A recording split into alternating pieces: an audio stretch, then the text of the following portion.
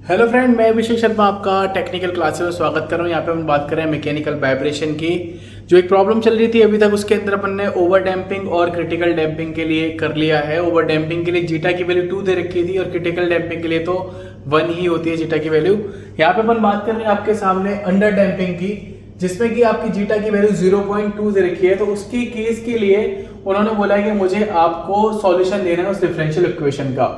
तो यहाँ जो जीटा की वैल्यू दे रखी है वो 0.2 दे रखी है।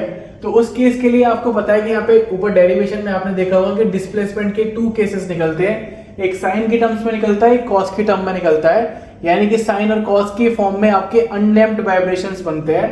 तो यहाँ देखेंगे जो मेरी इक्वेशन निकल के आ रही है वो निकल के आ रही थी e टू दी पावर। फॉर्मूले के अंदर अगर आप देखेंगे तो वहां पे आपको मिलेगा आपका under root 1 minus zeta square, क्योंकि 1 माइनस जीटा स्क्वायर इसलिए होता है क्योंकि जीटा की वैल्यू आपकी लेस देन है। क्या है आपकी? Less than. तो इस केस के लिए मैंने यहाँ पे वैल्यू पुट कर दी। अगर आप देखेंगे वैल्यू की, आप इसकी वैल्यू पुट करके देखेंगे यहाँ पे, तो यहाँ पे आप जब वैल्यू देखेंगे तो यहाँ पे क्या आपको दिखेगा? Zeta omega n t. क्या दिख रहा है आपको? माइनस के जीटा ओमेगा एन टी।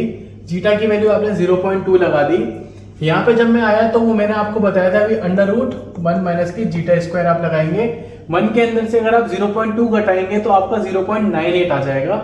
तो अगर आप इक्वेशन देखेंगे, साइन वाली इक्वेशन जो रहती है वो रहती है आपकी e to the power minus की जीटा ओमेगा एन टी। क्या रहता है? Zeta omega n t sine की फॉर्म में आता है ब्रैकेट के अंदर अंडर रूट 1 माइनस के जीटा स्क्वायर, साथ में उसके ओमेगा एन टी प्लस के फाई टू, यानी कि फेज मार्जिन पे रहता है।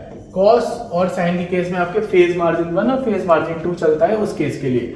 तो यहाँ पे कंडीशन आपको पता पड़ गई है। अब मुझे निकालना है, ये तो डिस्प्लेसमेंट की वैल्यू निकली। क्या निकली?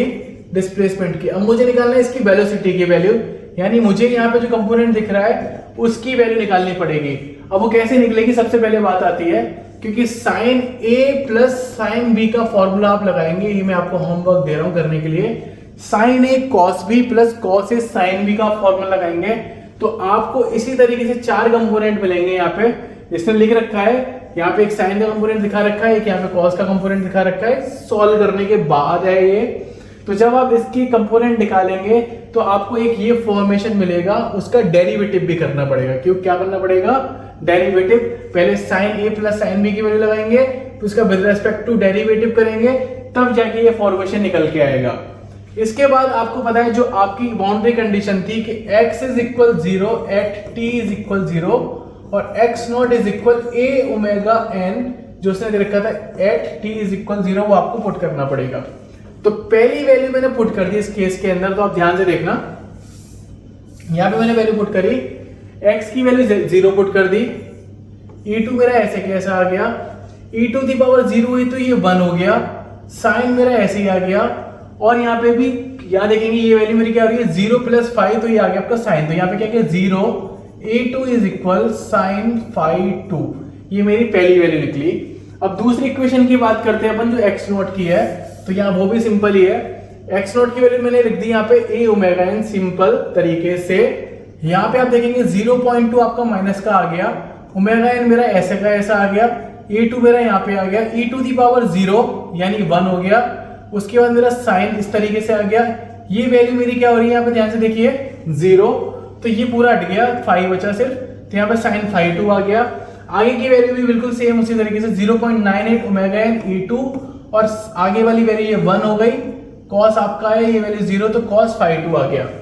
तो यहाँ पे जब मैंने इसको वैल्यू को पुट करने की कोशिश की, कि उसने बताया था कि ऊपर वाले इक्वेशन में a साइन फाई 2 की वैल्यू मेरी 0 है, तो मैंने ये वैल्यू पुट कर दी 0, तो ये मेरा आ गया यहाँ पे 0 पुट कर दी। तो फाइनल वैल्यू क्या बचती है मेरी? ओमेगा n से ओमेगा n कैंसिल आउट हो जाएगा, ये वाला। यहाँ वैल्यू बचती है a2 cos phi 2 is equal 1.02 a। तो a2 की वैल्यू निकल के आई यहाँ से 1.02 a एंड फाई 2, यानी फेज मार्जिन आपका 0 है। कितना है? 0। तो जब मैंने ये वैल्यू आपकी डिस्प्लेसमेंट के अंदर रख दी तो मेरे पास इक्वेशन निकल के सिंपल तरीके से कि a2 की वैल्यू दे रखी है 1.02 a, तो यहां तक पहुंच गया। उसके बाद e2 माइनस के पॉइंट ओमेगा एन टी, यानी इसकी माइनस की zeta omega n t, sine 0.98 और फाई की वैल्यू 0। तो ये आपकी अनडैम्प्ड वाइब्रेशन के लिए डिफरेंशियल इक्वेशन का सॉल्यूशन है। अगर आपको वीडियो अच्छी लगी तो प्लीज लाइक जरूर करना और हमारे चैनल को सपोर्ट जरूर करना। Thank you for watching guys, thank you so much.